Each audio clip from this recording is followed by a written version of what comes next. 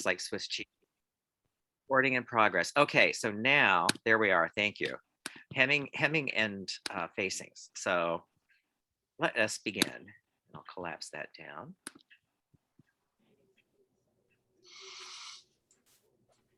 I have cut enough bias strips.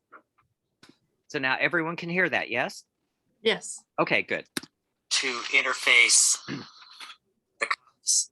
The bias strips are 2 inches wide. They're cut out of the tailoring canvas. And I have also cut enough length to interface the hem. Now, if you have a half yard of the canvas, you may have to splice to make one long continuous strip for the hem. So this is how I do it. I like to use bias strips and a piece of silk organza. So what this will look like here, when we join the two, we actually want to join it on the grain. So happily, this particular canvas has the lengthwise grain as part of the weave. So it's a little easier for me to show you. So what we want to do is we have this cut on the lengthwise grain. And so we want grain lines to face the same way. So here, again, cut these on the straight grain. So what we'll do here, pin this, or we put the edges together and we pin the organza over. Now the organza doesn't have to be on the bias. I like an organza rather than muslin because you don't want to create stiffness, you just want to create a join. And if you have a little bit down here or up here that you need to level off later, not to worry. But the object here is you want these two sitting edge to edge underneath the organza. So now that we have this finished, we're going to go over to the sewing machine to sew. So here we are under the machine, and you can see the cut edge. So we're going to be using a serpentine stitch. You could use just a straight zigzag if you wish. The width on the serpentine is 5.0 and the length is 1.0. You want this fairly short.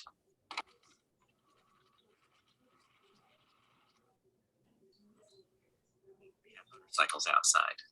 Didn't know that my neighborhood was a haven for motorcycles.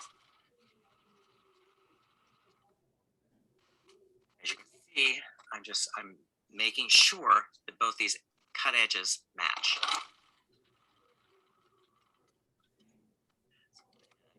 Turn around.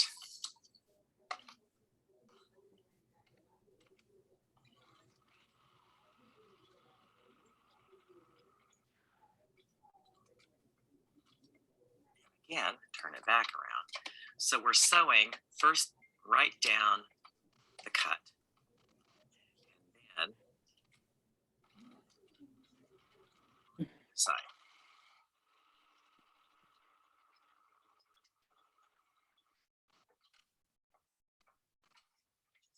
Show you the result here. There. And that's what it looks like on this side. So what's nice about it is you don't necessarily get a hinge because the first row of stitching straddles the two joints. From here, I will take this over to the pressing table and press it, and I will meet you back at the work table. So Kenneth, you wouldn't want to create a seam there is that to lessen the bulk? Yes, that's correct. Because if you like were to put them right sides together and sew, you would have thicknesses there that it would read through, which is the main reason you don't want Oh, okay. seam. And also it'll make it a little stiffer there. So this Okay. just bridges all of that and joins it nicely. Okay, thank you. So the strip is pressed. Now I'm going to trim this off here and here. And flip it over. And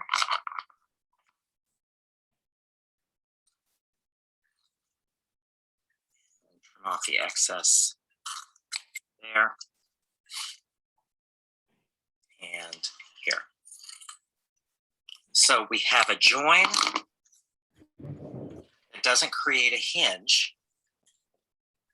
And it's nice and flat. Let's trim that down a little bit there. Nice and flat. It doesn't add any bulk. You won't. This will not bleed through the hem allowance. We have our strips prepared.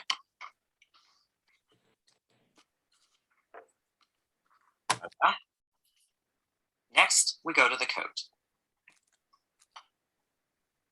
Here we have the coat on the table. And you can see here, I'm drawing a line. And this is going to be where the hem allowance folds. Now I'm over here. I've worked ahead, as you can see. So let me explain here.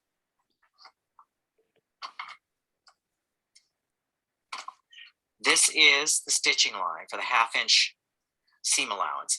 Now the facing is going to end somewhere out here. So you need a little extra of this hem allowance to tuck in behind the facing. So this here blends to the 1.5 inch hem allowance. So that's really what I'm doing here, is I'm just marking an 1.5 inch hem allowance. Now you notice I'm using a wax chalk as opposed to a disappearing chalk.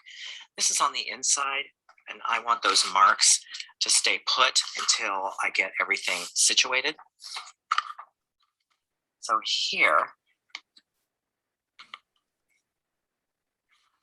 that is the cut edge. So that's going to be the folded edge. So what we want to do here, I'm going to come back over here. Yeah, Just go ahead. Okay. On the wax chalk, Yes.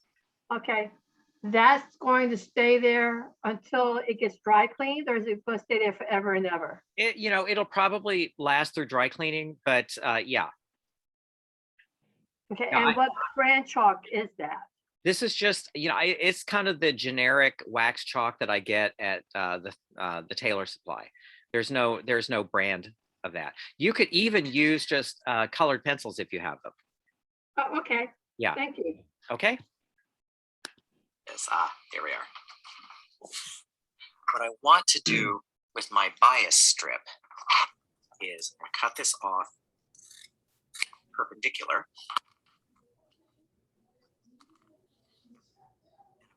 Bring it here, and I'll stop at about 1/4 inch. Well, it'll be about 3/4 inch from the cut edge. So pin this so that the cut edge of the bias strip is on the chalk line.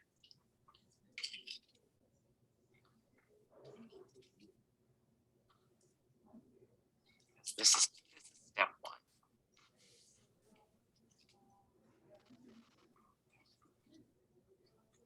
So we're almost to the end.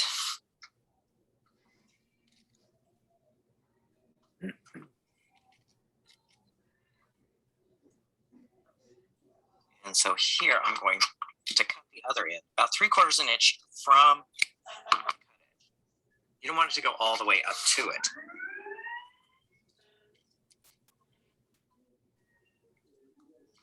So now that we positioned it, next we will baste. Now the basting, this is just going to hold the strip in place until we have it all sewn in. But what I'm going to do here, as you can see, I'm just doing a tailor baste, sewing a tailor baste about 1/2 inch up from the cut edge. We just want to hold that down.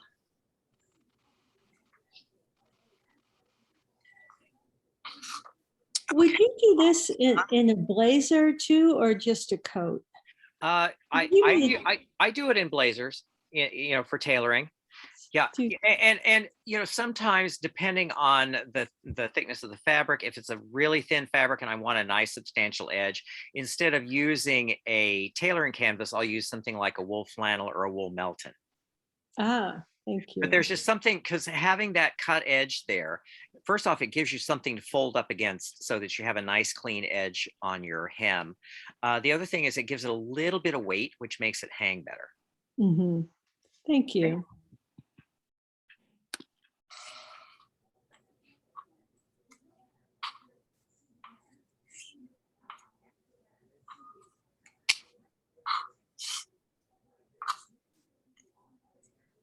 There we are. From here, what I want to do, I'm going to get a needle and thread and bring it back, and I'm going to catch stitch this upper edge just about the width of the facing. I don't want this to curl over time, so just catch stitching it up here for now. It will keep it nice and tidy. So I will be right back with the needle and thread. So really, this isn't a lot of catch stitching, and obviously you want to use a very light tension so that this doesn't read through to the front, but you just want to hold that edge up behind the facing. So I want to do this on both ends of this strip, and I will sew this one here and come back when I have the other one sewn. Question, please, Kenneth. Yes. So My fabric that I'm using is microfiber, and I'm concerned that the catch stitching will show to the outside. Okay. What do you do if your fabric is such that catch stitching will show? You know, then Is there this is where, or- well, first off, what I would try is, because when you're hemming fabrics like that, what I found is a fine rayon machine embroidery thread and a number 10 beading needle. And okay? and so you would pick up just one thread on the back as you're going and use a really loose tension. Other than that, you know, I mean, this would be considered heresy, but you could even come in, you know, here and just put a little bit of stitch witchery in there to hold it if the catch stitching was showing. Gotcha. Yeah. So what I would say on the stitch witchery thing is do a test on scrap fabric to see if that would read through. Right. Okay. Good Okay. idea. Okay. Okay. finish Thank you. this one My here, pleasure. and then sew the other one off camera, bring it back, show you the results.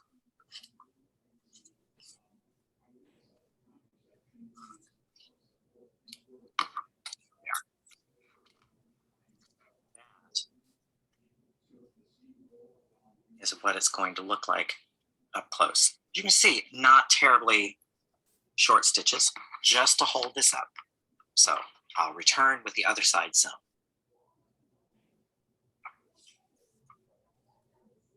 So here we have the other end of this strip catch stitched to the body. Now, before I go any further, one thing I like to do is to thin out the seam allowances here. So if you cut these down to about 1/4 inch, this is a form of grading. So the object here is that you want this portion of the hem allowance to be a little narrower than this so that you don't have seam allowance laying over seam allowance. And over here, same thing. Just trim those down to about 1/4 inch.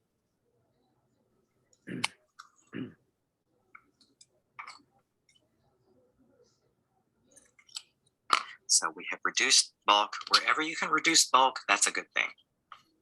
Okay, so next, we are going to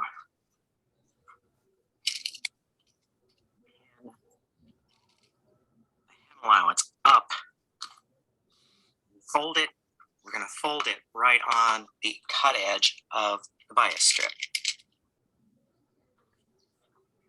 going to take this all the way over. I'll probably take it over to midway between the side seam and the front. The beauty here is having this bias strip is going to help you fold, because the fabric will naturally want to fold on that cut edge.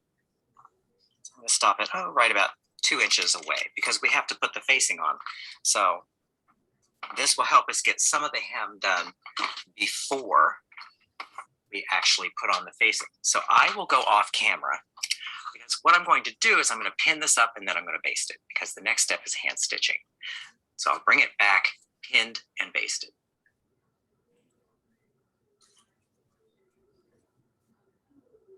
Almost done. What I'm going to show you this here. This is what's called an uneven basting stitch. You leave about 1 inch or so, and then you stitch 2 running stitches. We're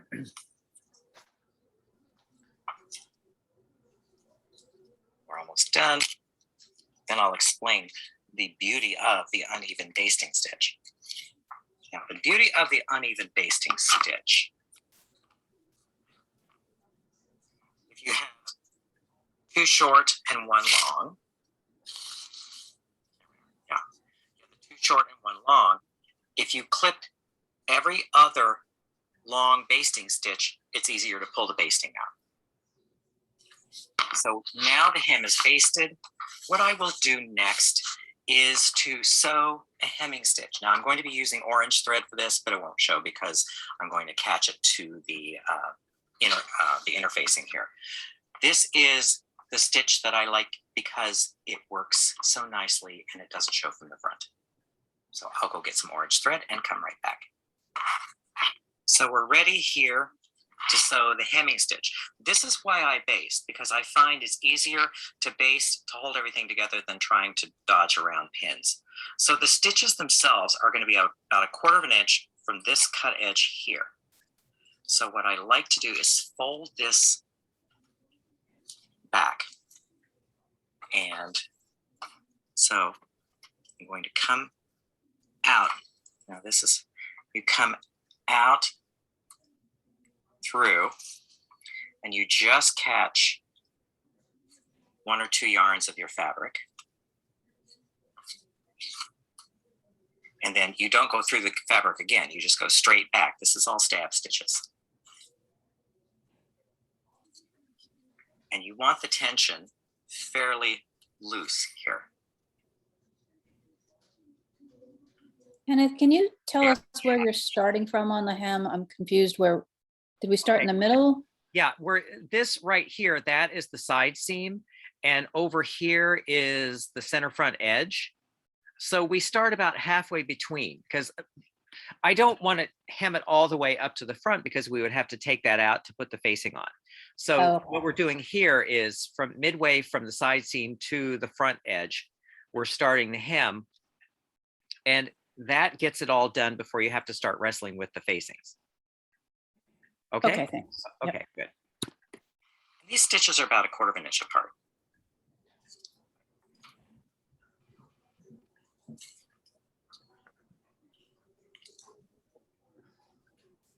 So again, just barely catch. Now the thinking behind this, the rationale behind this is that if you were to use a catch stitch, what happens is that the catch stitch will pull the face fabric up over the cut edge. In this stitch, the catch stitch or the stitch sits on the same plane as the bias strip. So there's no tug against the fabric. The two surfaces are pretty much flat. Now in a boucle, you could sew this with Frankenstein stitches and no one would know. But if you're sewing, say, a gabardine, you will truly appreciate this because it doesn't really read through the fabric.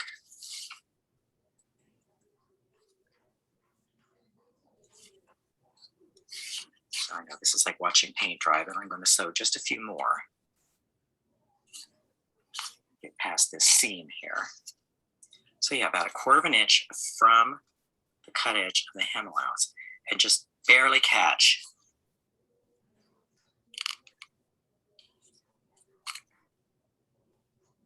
So it's when you go in through the hem allowance, you pick up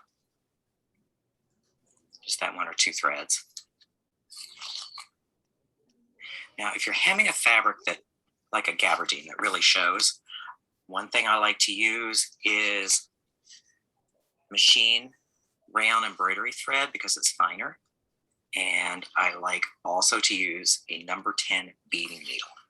They're sharp, they're thin, they make it so that you can pick up one yarn of the fabric from behind and you get a minimal show through. Okay, I will go off camera and finish this and bring it right back.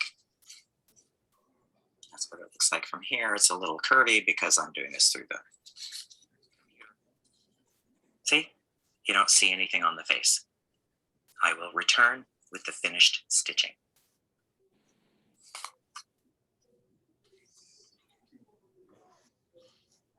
Okay, finished. So now let me pull out here the result.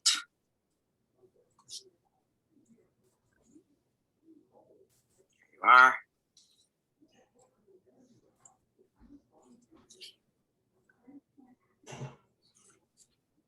And show it from the other side. Even with the orange thread, it doesn't really show. Again, I've got a little dispensation because I've used a backing on this, but it doesn't show. Now next, I'm going to take out the basting. This is where I'm going to show you about the uneven basting, how wonderful it is. So we have a long one here. We cut this one. Long one here. Cut this one. Long one here. Cut this one. So you just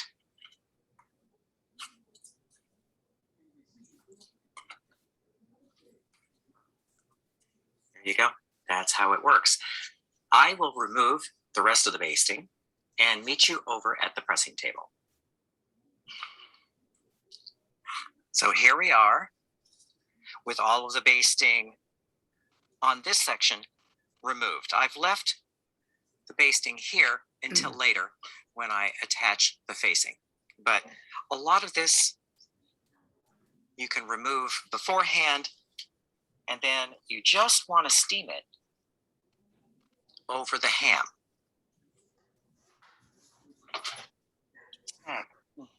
Okay. Here we are.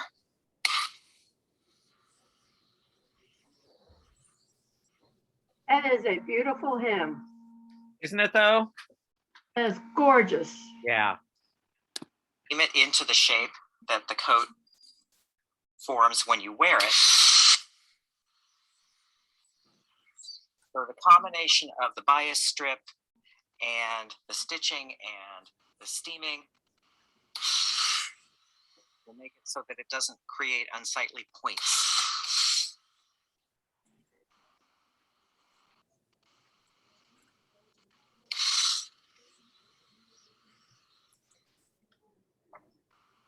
I don't like a hard press on here. It's considered bad form if you have a crease along this line. So you can see I'm just steaming and finger pressing. So I'll give you a little close up on that so you can enjoy it. See how beautiful.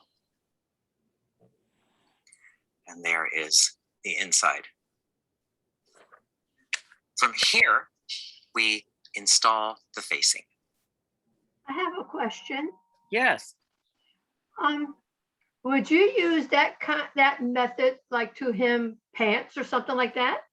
You know, I think that would be an it depends sort of thing. Generally with the trouser, I don't put anything in the hem on a trouser because especially with the trouser, if you want a crease down the front, if you pad the hem, you're gonna run into some trouble getting a sharp crease where the thicknesses of the Okay. hem meet the crease line. So I think this is more for jackets and coats. Okay, Okay. thank so, you. So other questions before we continue? What was the thread weight?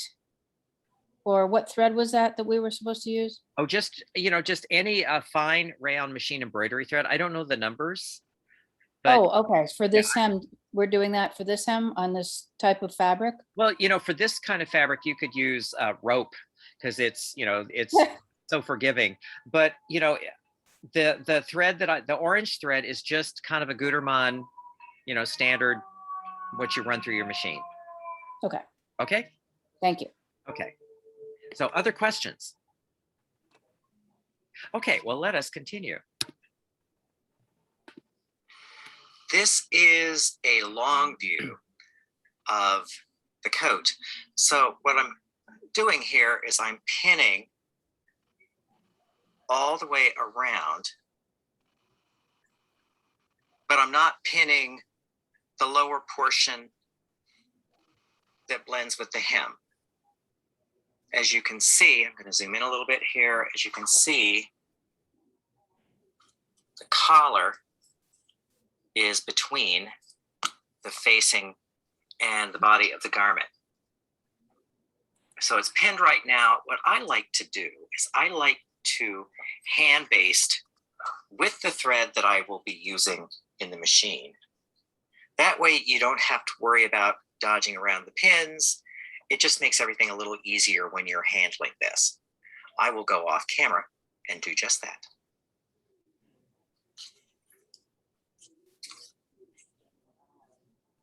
Okay, so here we're coming to the end of the facing. And now you'll see why I like to base these in two different passes. At this point, we want to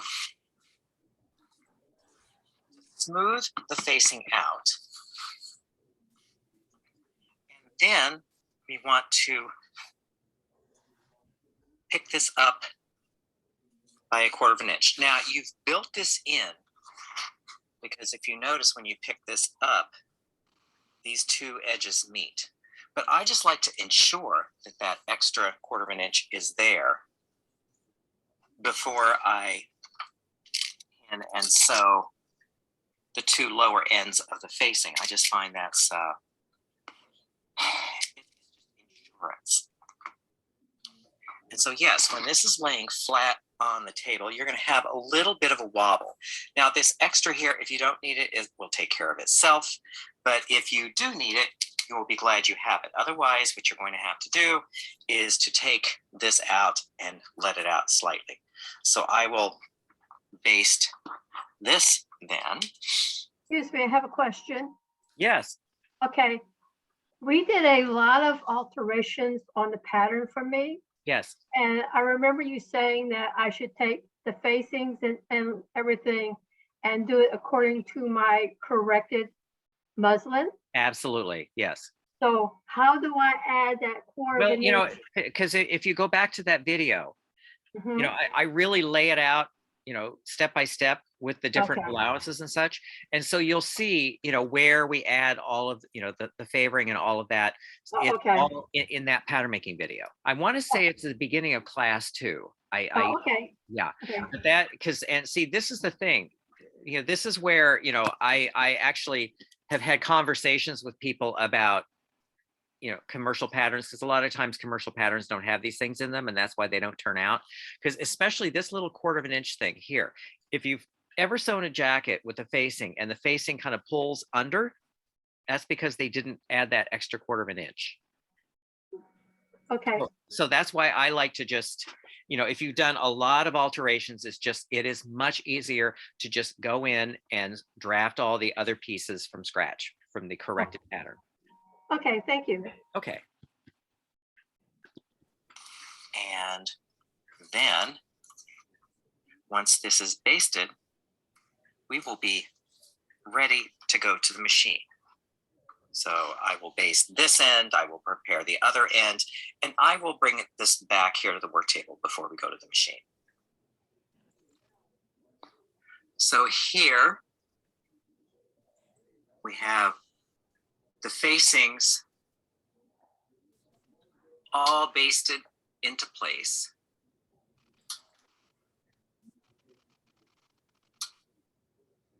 And our next step really will be sewing this. I'm not going to make you watch me sew this because it's pretty straightforward. You sew everything at 1/2 inch. However, I'm going to show you some details once we get to the pressing table about sewing. I've decided actually to show you what I'm going to do on the lower ends of the facing. So we're going to continue sewing to the corner. Then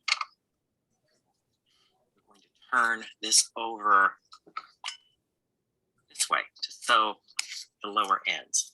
See, this way we can get the stitch because we start the stitching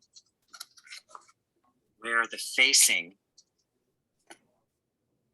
begins, which is right about there. So I'm going to put a pin. So that's where the edge of the facing starts. And so we will use the line we drew earlier.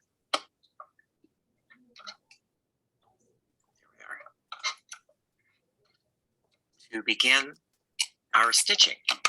Use that as our stitching line. That way we don't end up catching this by a strip of canvas. We can sew right next to it.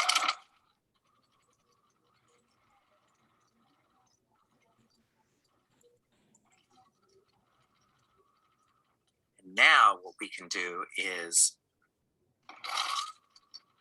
to this corner here, shorten that stitch down to 0.75.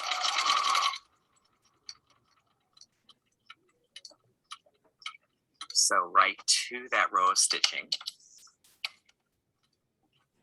Couple across, and then sew up about 3/4 of an inch. That then will reinforce that corner. Turn this a little bit, pull it out a tiny bit, so you can see what I've done here. Let's turn it from this side. So you can see I started the stitch right there. And we sewed along that line you drew right outside the canvas over to this stitching line and then sewed the corner. And there you have it. Now we'll go to the pressing table. So here we are at the pressing table. And what I've done here is I've folded, there's our center back seam. I folded on the center back to see that, okay, our two collars are the same. And then I also wanted to just check to make sure that the distance from the collar to the intersections is the same. Because at this point, you can take the seam out, let the seam in a little bit to make sure that both of these corners match. It's much more difficult once you've pressed and turned it right side out.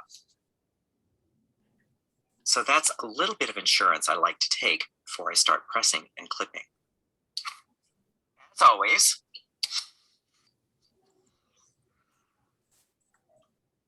we press it. Sewn before we go any further, which I will do off camera.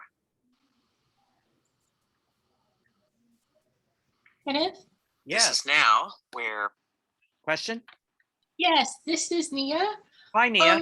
Hi. When you were checking your work, Yes. yours matched perfectly. Yeah. But what if what if it doesn't? Okay. Well, Any tips? let me run it back a little bit so we can. Let's see. Okay. Okay.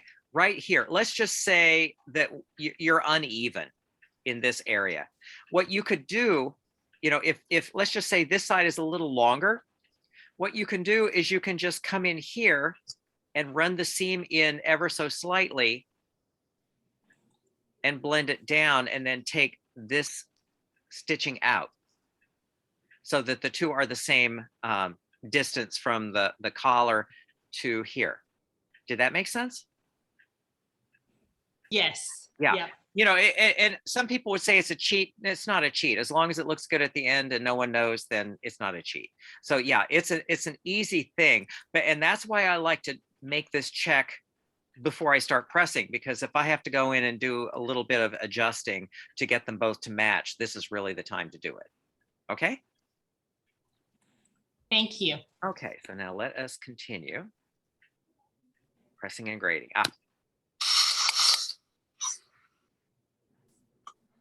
We press it as sewn before we go any further, which I will do off camera.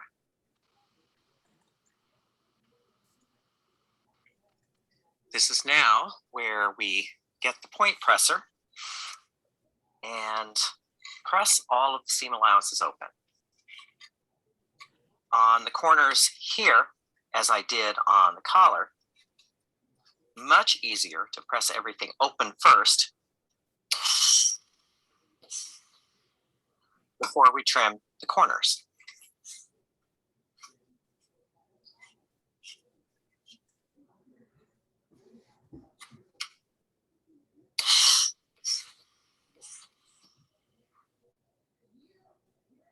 So again, I will go off camera and press all of these seam allowances open and return back here. And here we have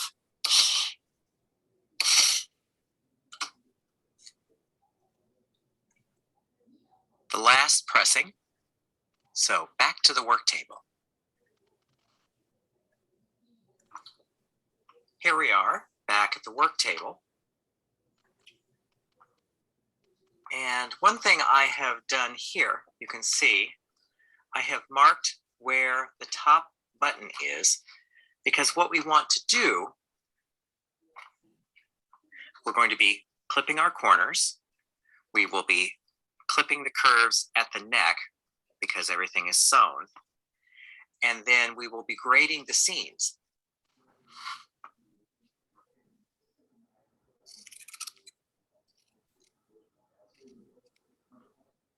So the hem. So I will work up the front.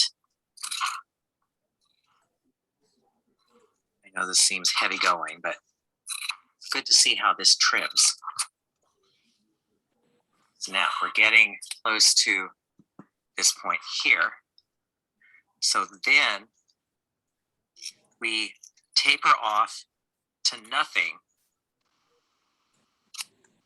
right there.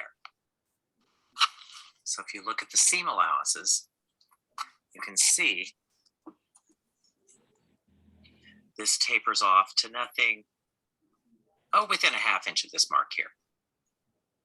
So now I'm going to flip the work over.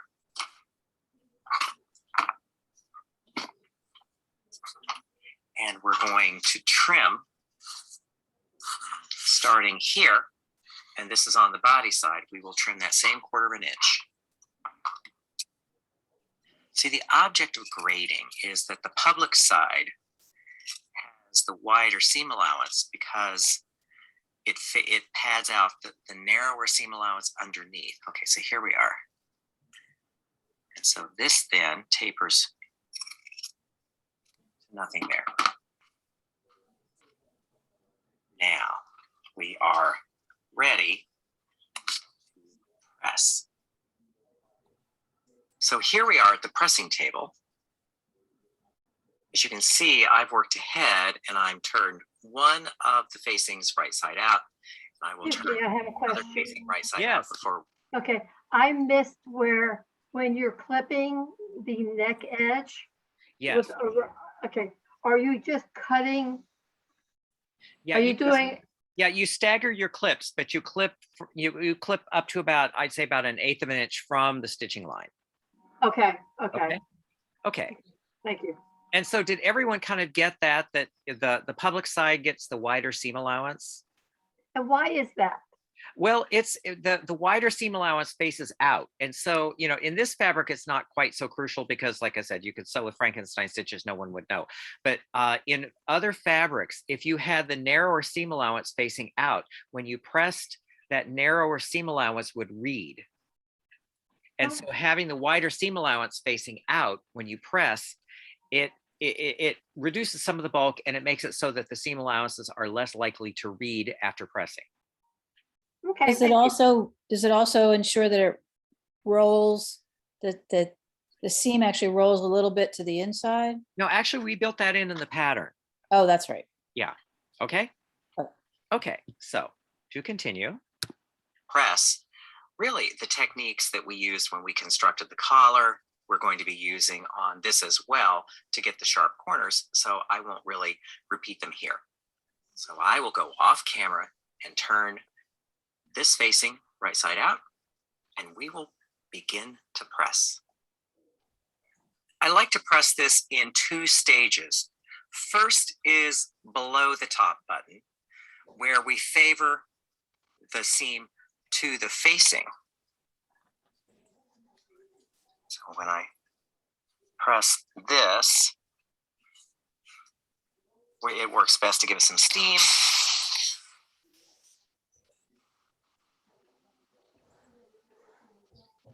And finger press it just to get everything set. And also, you just want to make sure you don't press any more creases into this than you need to.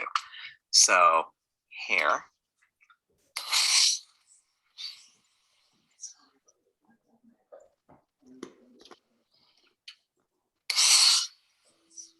There we are. Now, this is where the clapper comes in.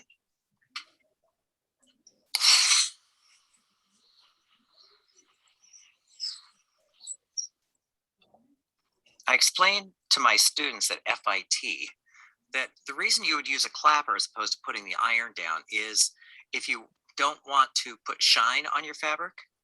Also, when you're pressing, you want the heat and the steam to saturate into the fabric, but then you want natural materials, wood, cotton, to draw the moisture and heat away. That is the premise behind the clapper. So I'm just going to work my way up.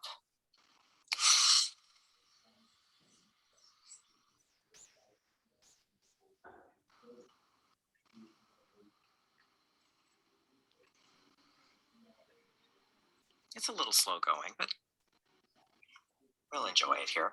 And so there's the top button. So we're going to stop pressing. This is the first step.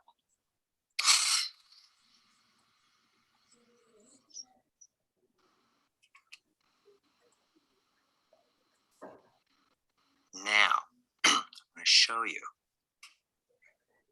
what you're looking for. See how that seam rolls ever so slightly back? That's what you want. You don't want the seam sitting dead on that edge. You want it to roll slightly back. You built that into the pattern. This is where we exploit that in the pressing. Now, like I said, I like working in sections here. So what I will do now is I have my basting thread in the needle, and I like to just sew a tailor baste to hold this edge. Then you don't have to worry about it flapping around so much. Now, coming up to here, again, you want to see where your mark is, because that's where we're going to stop the basting, or a little bit before. You could stop it a couple inches below. But you just want this all to be secured.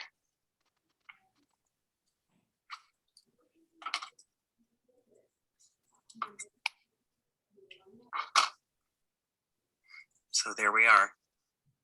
It favors to the facing.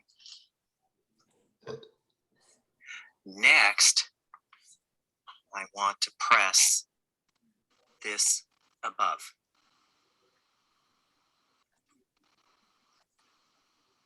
Now that we have the lower half of the facing sewn, we're going to press and baste the lapel portion. So this is where the sleeve board comes in. We want the seam to favor back when we're steaming and pressing. And so again, I like to work it in sections.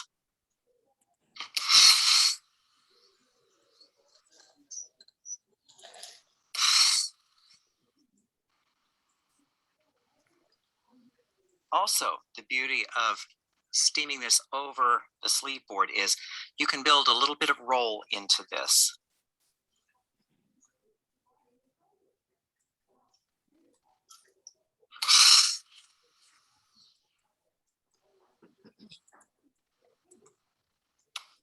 So now, that's what we're going to do.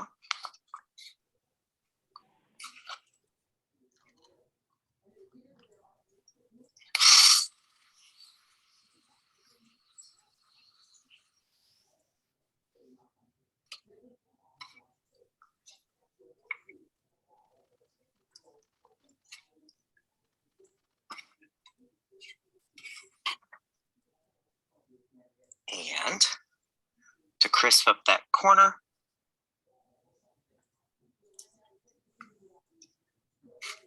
again, with the pressing cloth this time because I don't want to mar the fabric.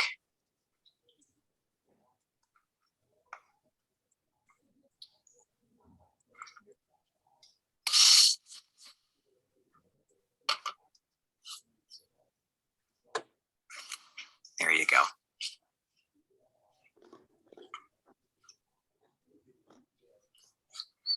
And we like to let that cool.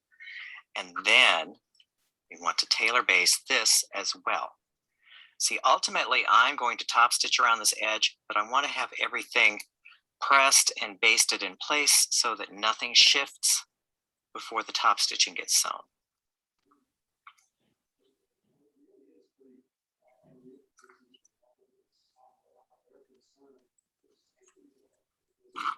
And just turn the corner here.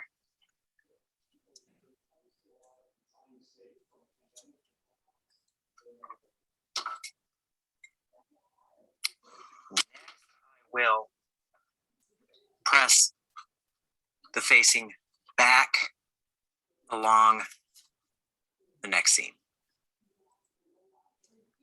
Now we want to press the seam allowances on the neck seam down. I will press first and then I will understitch later.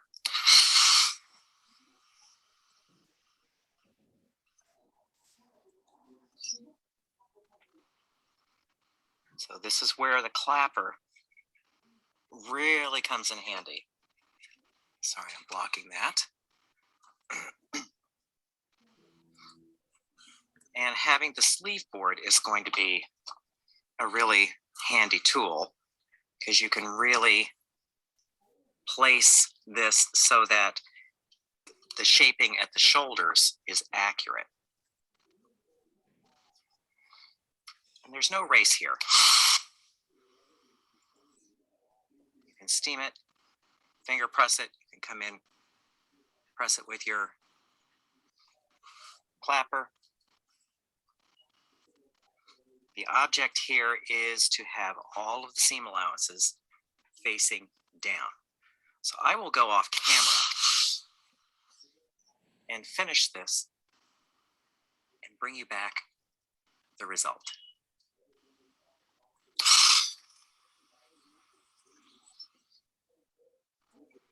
Almost done.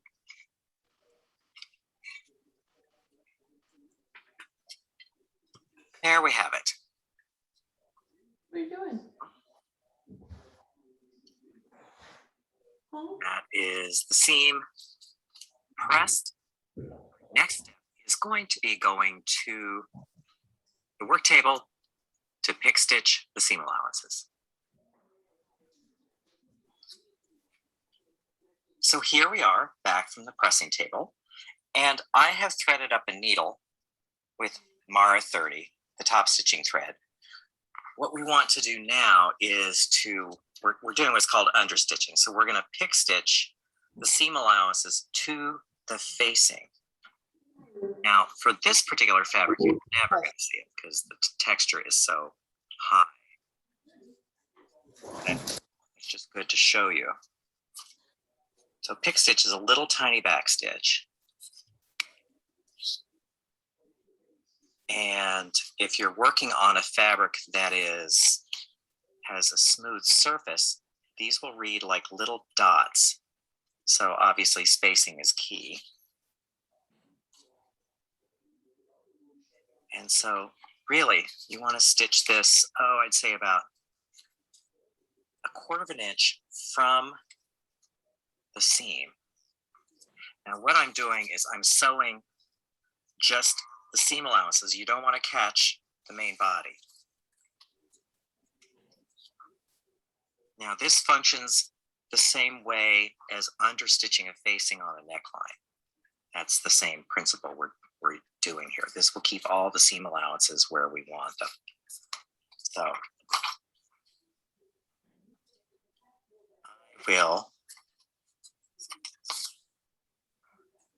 can't seem to hit the frame here.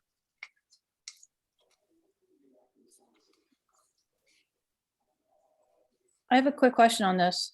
Yes.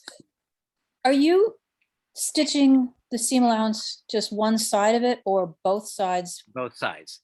up toward the collar? Yeah. Yeah. So Okay. all of the seam allowances are facing the hem, or they're facing away from the collar. So we're stitching through the facing, we're stitching through the seam allowance of the facing and both seam allowances of the collar. The only layer we're not catching is the outer layer. Okay? Okay, thanks. Okay. Kenneth, Doesn't really Yes. show. Question. this is Nia filling on that question. Okay. So we are doing a pick stitch to Yes. understitch Yes. instead of using the machine to understitch. This is Yes. another technique. Yeah, it's prettier, and Yeah. also using the machine to understitch, with all the thicknesses you're navigating, it comes off a little bit junky looking sometimes. So Yes. the pick stitching is just, it's a finer way of finishing it. I like this. Thank you for this idea. Okay. So other questions? Okay. So I will go off camera and sew the rest of this and bring you back the result. Okay, almost done. One more. And back through into here. And secure the thread.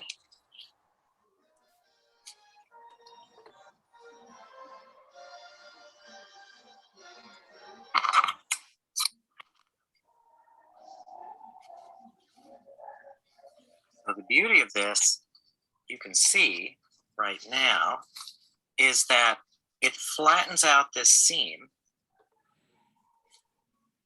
and keeps all the seam allowances in place. So there we are. Next, we're going to finish the hem.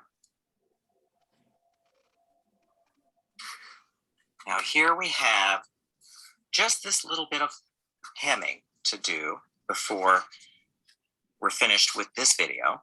Now, aren't you glad that you did all of this beforehand? So really, you're going to open this up.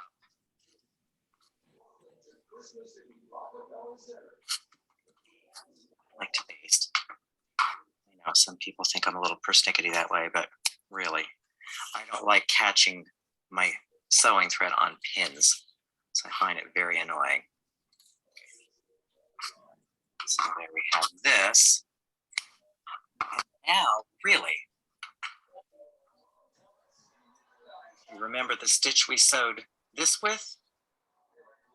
You're going to sew the same stitch. Now I stop it about an inch from the edge of the facing. So from here to here, I will sew with the hem stitch. I will also use the orange thread so you can see what I've done, but I will do that off camera because you've seen that already.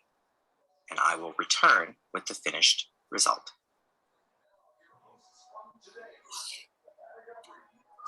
And there we have it. We also have dueling sirens outside. I don't know what that's about, but this is New York. Again, you can see that I've stopped this about an inch from this facing here. I will remove the thread basting and we will go to the pressing table for one final press. So as always, we press on the pressing ham and just a little bit of steam.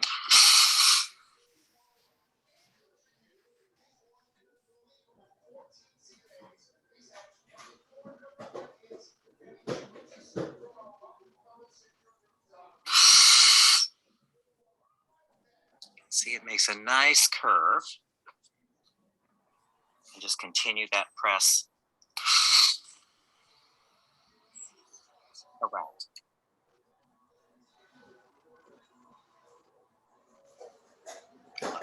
Cool. And while I'm here, what the heck? Let's just press the other end, because I have already sewn that.